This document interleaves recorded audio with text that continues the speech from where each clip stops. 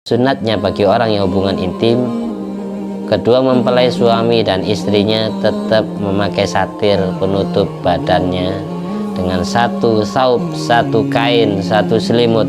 Sawaun kana mustaqbilal qiblah amlah, baik dia melakukan hubungan intimnya menghadap ke arah kiblat maupun tidak. Jadi intinya tetap sunat menutupi badan dengan satu selimut, satu kain.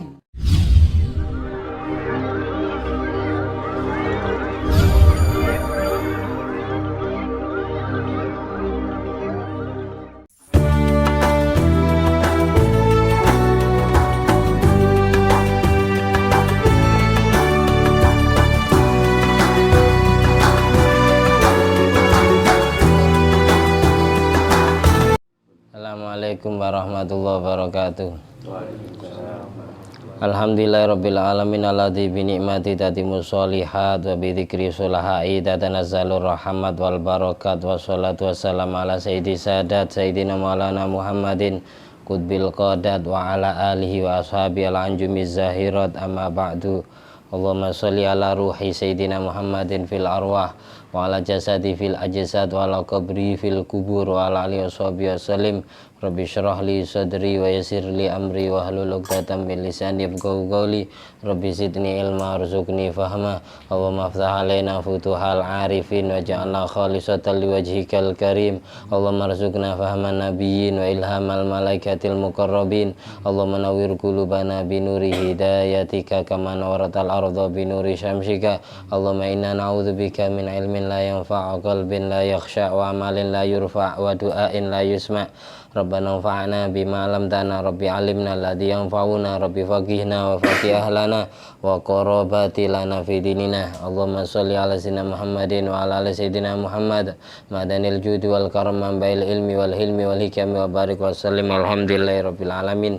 Kitab yang akan kita baca kitab Qurratul Uyun, pasal menerangkan ba'di adabil jima', sebagian tata keramanya orang hubungan intim, wa afdhali kaifiyatihi, dan keutamaan caranya, wa mata'allaqu bidzalik, dan yang terkait.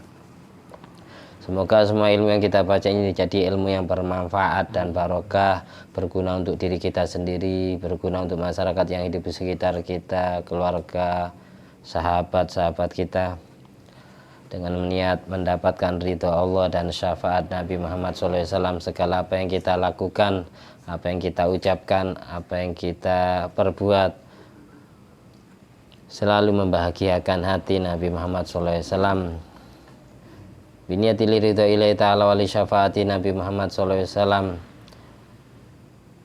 La hadri jami' abai uhan minal anbiya wal mursalin jami' ali kulli nasabah wa qarabah wa tabin wa tabi tabin isan mantin jamil malaikatil muqarrabin jami' aimatil arbaatil mujtahidin wal qurra wal hufad wal mufassirin wal ulama'il amilin wa syuhada'i wa sholihin wa sadati sufi ibn qalid bidin jamil fuqa wal mahdan jami' awliyal kaunu jma'in jami'i masyayikhina jami' awliya tis'ah Sayyid Sulaiman kaman mahli kabutarin kan urasan madim kabaru dalam Abdullah bin Rabi' bin Jarib bin Fadil kan urasan min wadhalina wa siraj millati wa dinu sa'adwana wa kiasanin nawi kama hantal bakir bil alim Abdul Jalil Ahmad Awadul Jalil Abdul Fuad Nur Hasan Syekh Ibnu Yamun Syekh Muhammad Maulana Kunusi Idrisi wa jami'i walidaina, nama kedua orang tua kita, mbah-mbahnya sebut.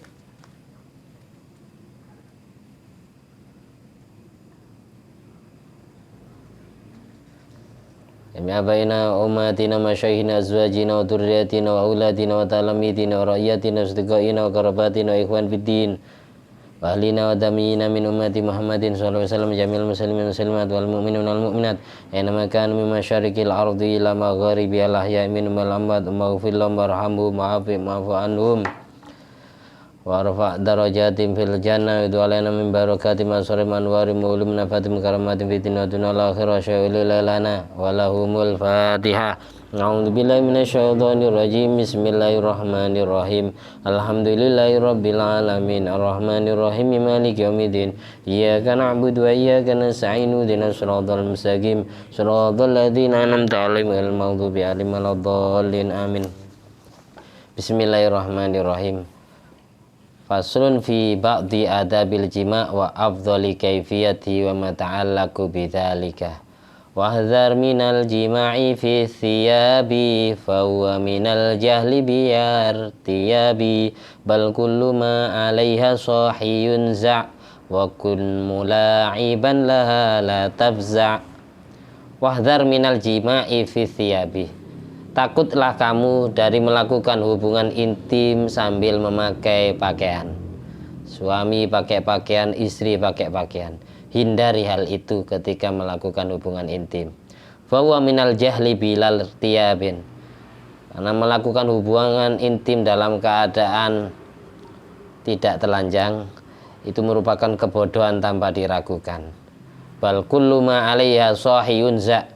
Bahkan semua pakaian yang dipakai oleh suami ataupun istri itu sunatnya dilepas, termasuk pakaian dalam. Karena pakaian dalam tidak dilepas tidak jadi anak. Wa kun mula'iban laha la tafza'. Jadilah engkau wahai laki-laki bercumbu rayu, bermain-main dengan istri, la tafza'. Jangan kau bikin kaget istrinya. Maksudnya jangan langsung ke inti. Ngobrol dulu, mesra-mesraan dulu, cumbu rayu dulu. Jangan langsung ke inti. Karena nanti itu kalau hasratnya wanita itu tidak naik, susah jadi anak. Susah, spermanya tidak hidup. Kalau laki-laki gampang libidonya cepat naik, laki-laki hasratnya cepat naik. Kalau wanita itu libidonya naik itu agak lama, butuh pemanasan 15 menit 10 menit baru naik. Kalau langsung ke intinya biasanya tidak hidup. Kekuatan spermanya itu paling 1 menit. Jadi susah jadi anaknya susah. Jadi harus dicumburai dulu. Sunatnya seperti itu. Tadi saya bilang suruh melepas pakaian dalam artian telanjang, itu nanti ada ketentuannya.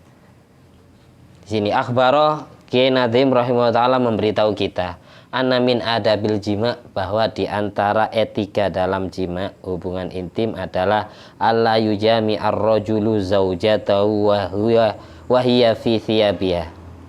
Jangan sampai seorang pria menyetubuhi istrinya dalam keadaan istri memakai pakaian.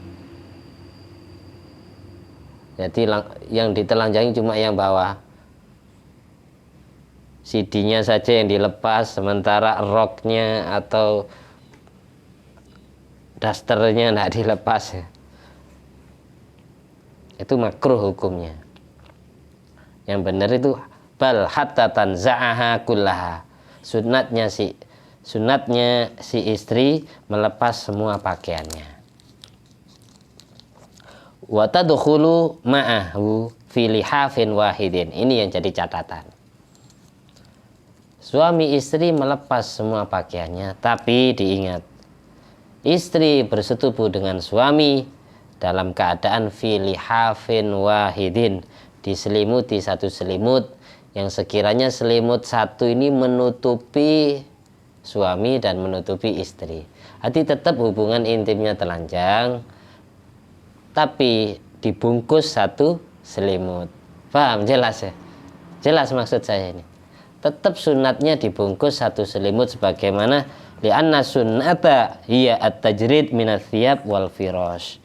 Karena yang sunnah Nabi itu, Nabi Muhammad SAW kalau melakukan hubungan intim dengan istrinya, beliau telanjang, istrinya juga telanjang, tapi kedua mempelai tetap ditutup satu selimut. Wa dhahiru, jelasnya adalah annahu la yujami'uhu wa huwa maksyufani wa huwa kadzalik. Di hadisin idza jama'a ahadukum fala yatajarridani tajarrudal himaraini. Tapi perlu dicatat juga, catatan yang pertama, hubungan intimnya telanjang jangan sampai ada satu helai pakaian yang menutupi badan suami maupun istri. Yang kedua, sesudah telanjang usahakan kedua suami sama istri telanjangnya dibungkus satu selimut. Kan ada selimut ukuran satu kasur kan ada kan. Beli selimut yang besar, jangan selimut yang kecil. Ada kan saya. Itu yang kedua. Yang ketiga ini yang barusan kita baca. Sunatnya suami melakukan hubungan intim dengan istri dalam keadaan maksyufani, telanjang keduanya, karena ada hadis idza jama'atukum, ketika kalian hubungan intim janganlah kalian telanjang sama seperti telanjangnya kedua keledai, kedua binatang yang hubungan intim. Arti yang pertama telanjang, yang kedua dibungkus satu selimut, kedua mempelai. Karena kalau hanya telanjang tapi tidak ditutupi satu selimut, itu diibaratkan sama Kanjeng Nabi seperti tajarrudal himara ini, seperti dua keledai, dua binatang yang melakukan hubungan intim. Karena apa kok sampai sunatnya ditutup satu selimut? Karena yang melihat kita di dalam kamar itu bukan hanya malaikat, bukan hanya Allah, tapi bangsa jin. Makhluk-makhluk yang tidak kasat mata itu lihat aurat kita. Paham ya? Kenapa kok dibungkus satu selimut? Yang kedua hikmahnya mempengaruhi akhlaknya anak yang akan terlahir. Kalau ingin mempunyai anak yang akhlaknya bagus, orang tuanya kalau melakukan hubungan intim tetap telanjangnya ditutupi satu selimut. Nanti tetap telanjang bugil tapi ditutupi satu selimut. Wa kana sallallahu alaihi wasallam indal jima' yughatti ra'sahu yaghuddu sautahu. Yang ketiga, Nabi Muhammad SAW kalau melakukan hubungan intim menutup kepalanya. Bisa ditutup pakai handuk, bisa ditutup pakai kopiah, bisa ditutup pakai surban, bisa ditutup pakai selimut tadi. Arti maksud selimut tadi itu bisa selimut yang hanya menutupi badannya, tapi kepalanya suami atau istri tetap sunat ditutup. Yang suami pakai kopiah atau tutup-tutup kepala, yang istri pakai kerudung. Jadi kerudungnya tidak dilepas. Kalau memang melakukan hubungan, selimutnya hanya nutupi badan. Kalau memang selimutnya nutupi badan, hanya nutupi badan, maka suami tetap nutup kepalanya pakai kopiah, pakai handuk, atau terserah, pokok ditutup kepalanya. Sunatnya gitu. Yang istri pun nutup kepalanya pakai handuk, pakai kerudung, jilbab, terserah. Apa pakai mukna. Tapi yang bawah telanjang bugil. Paham? Jelas, Mas? Kalau memang tidak mau pakai tutup-tutup kepala, maka hubungannya yaitu kepalanya sama badan ditutupi satu selimut. Hati tetap tidak terbuka total. Jelas? Jelas ya? Jelas ya kok kayak gini. Kamu besok akan nikah, kamu harus ngerti. Harus ngerti. Yang pertama, Kanjeng Nabi itu kalau melakukan hubungan intim, Kanjeng Nabi pakai tutup-tutup kepala, pakai songkok, kopiah, ya, pakai surban. Istrinya pun pakai kerudung, pakai mukna. Yang keempat, ya wudhu sautahu. Nabi kalau melakukan hubungan intim memelankan suara. Jadi desahannya jangan kenceng. Tapi tetangga sebelah sampai dengar. Oh, apa ini? Ada apa kok onye-onye? Suara apa itu? Jadi sunatnya mendesa itu tidak boleh keras-keras. Apalagi pengantin baru masih perawan, nanti teriak, mertuanya sampai dengar. Itu yang keempat itu. Sunat memelankan suara, melirihkan suara. Ahmad paling ya suaranya ndak suaranya dikeraskan dulu, akhirnya anaknya gitu cerewet. Wa yaqulu lil mar'ah, sang suami sunat bilang kepada istri, alaika bisakina, alaiki bisakina, tenangkan dirimu. Biasanya wanita itu kalau sudah hasratnya naik, dia gelisah, luntang-lunting. Itu suruh tenang. Kanjeng Nabi gitu bilang ke istrinya, alaiki bisakina, tenangkan dirimu. Tenangkan. Jangan gerak-gerak, jangan gerak-gerak. Badannya suruh diam. Badannya suruh diam. Wa qala al-Khattab, Imam Khattab mengomentari hadis barusan, yang bagi lil mujami ayyastatira huwa wa ahluhu bi thawbin.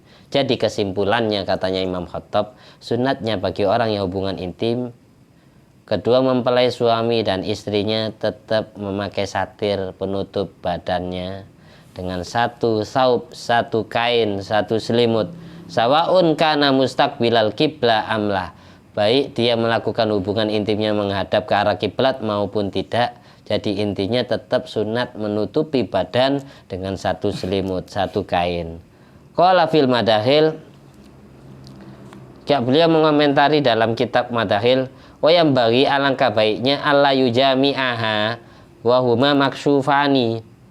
Jadi kesimpulan hadis yang tadi adalah suami sunatnya tidak melakukan hubungan intim dengan istri dalam keadaan suami dan istri telanjang bugil, tidak ditutupi satu kain, tidak ditutupi satu selimut sama sekali.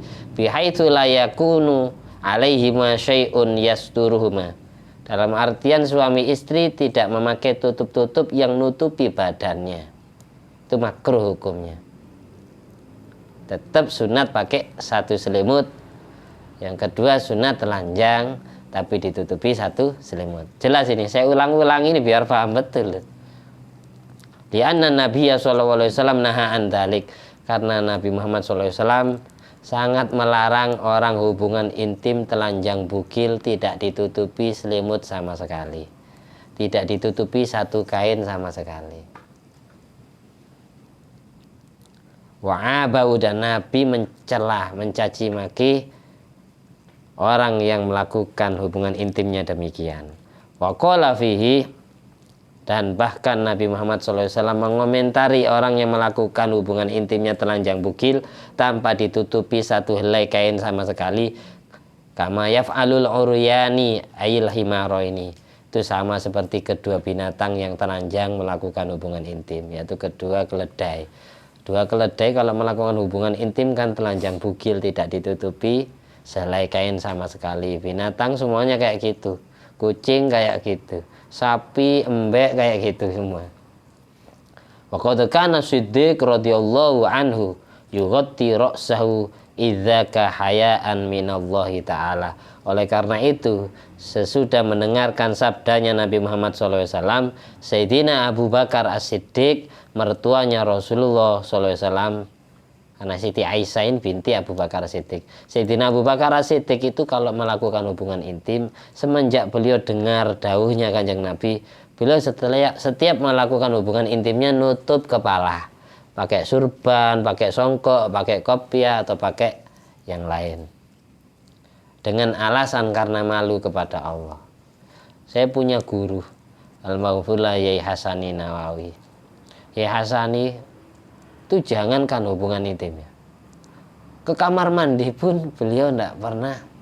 Beliau kalau qadil haja itu pakai sarung, karena alasannya beliau kalau ditanya, kenapa jenengan kalau mandi pakai sarung, berak kencing pakai sarung, alasannya ya Hasani hayaan minallah, aku izin dengan Allah, saya malu aurat saya dilihat Allah. Itu sampai segitunya, itu orang mandi lah. Apalagi hubungan intim, mandi saja beliau nutup aurat. Makanya Sayyidina Ali bin Abi Thalib seumur hidupnya tidak pernah melihat kelamin dan anusnya. Kalau paha dilihat. Makanya dijuluki, setiap mendengar Sayyidina Ali bin Abi Thalib, doanya bukan hanya radhiyallahu anhu, bukan hanya at-taradhi, tapi takarrum, karramallahu wajhah. Semoga Allah memuliakan wajah Sayyidina Ali, karena seumur hidup tidak pernah melihat sau'atain, dua kelamin sama anusnya.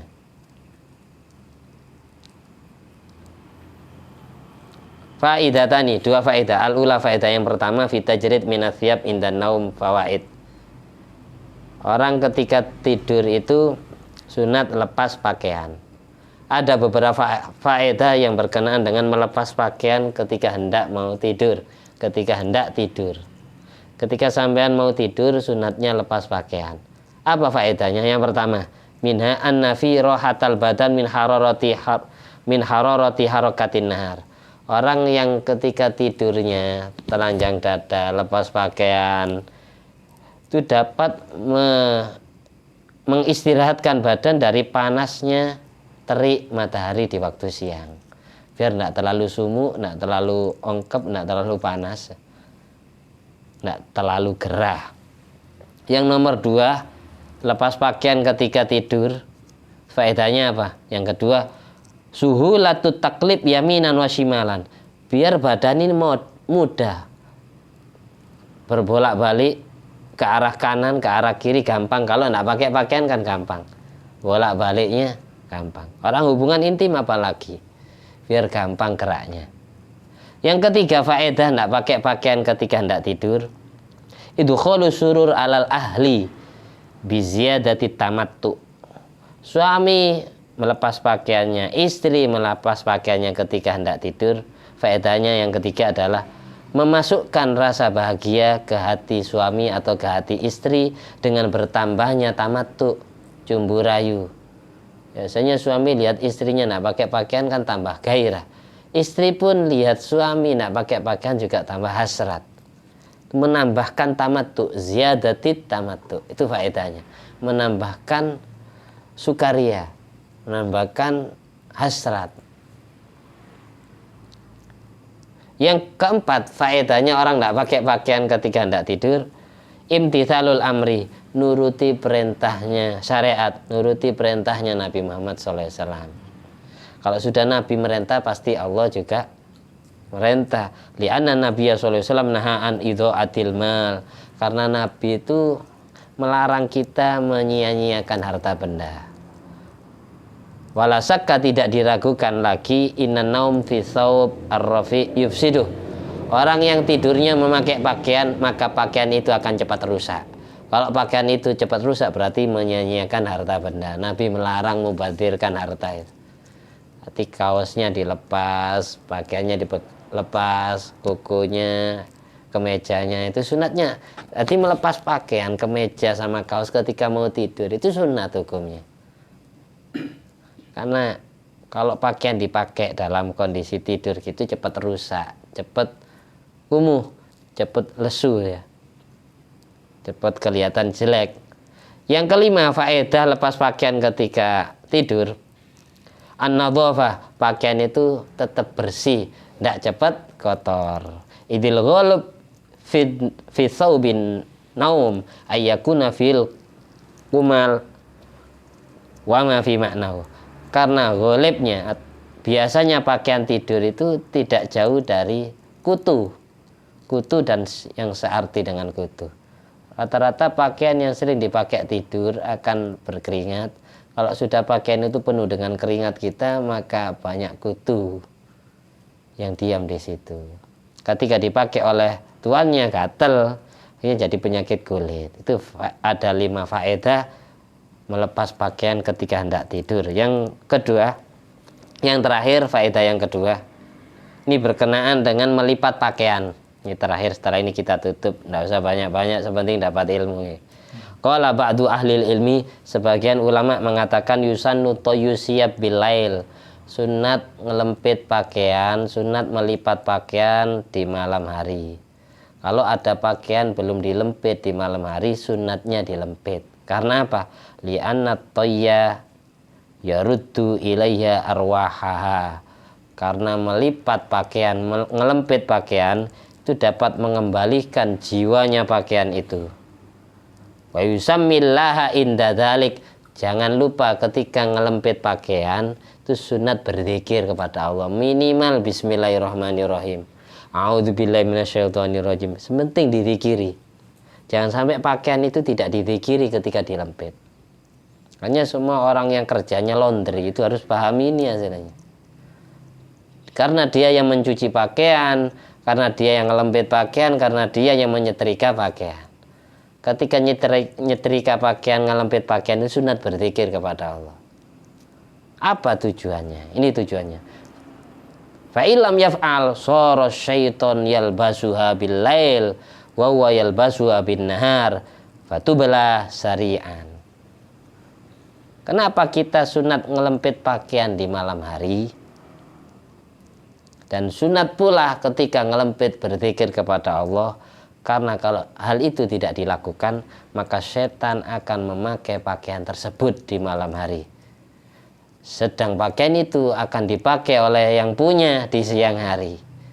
Kalau sudah pernah dipakai oleh setan bajunya, kemudian dipakai oleh yang punya kesetanan. Maksud kesetanan, dia ketika melakukan ibadah tidak akan khusyuk pakai pakaian itu. Dan dia akan malas ibadah, dan dia hobinya maksiat. Itu perlu dicatat. Kalau sudah pakaian yang kita pakai itu bekasnya setan, fatu belasarian, maka pakaian itu akan cepat rusak. Wafil hadis, dalam sebuah hadis dijelaskan, utwu siyabakum fa inna syaiton layal basu sauban matwiyan. Lipatlah semua pakaian yang masih belum dilipat. Lipatlah pakaian kalian, fa inna syaiton layal basu sauban matwiyan. Karena sesungguhnya setan tidak mau memakai pakaian yang dilempit.